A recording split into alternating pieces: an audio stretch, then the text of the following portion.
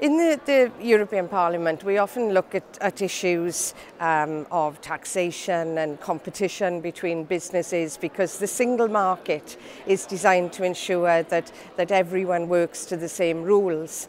And one of those rules is on state aid, or in other words, what support governments can give to certain businesses or industries which are quite legitimate but don't distort competition in an unfair way.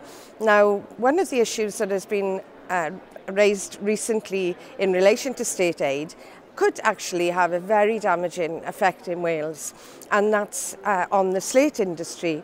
Now, for all of us, we know that historically slate is very important, as was coal and iron in our industrial past. But it's very important in today's Wales too, because the slate industry employs hundreds of people.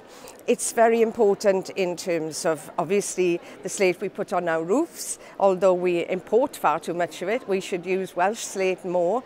But it's also important in terms of other crafts and gift items. It's something that's very specially linked with Wales. So I'll be meeting this week representatives of the slate industry in Wales. I've been meeting with the European Commission here this week to make sure that we defend those jobs and expand the Welsh slate industry, to ensure that we do all we can to support them, to support the vital part that they play in our economy.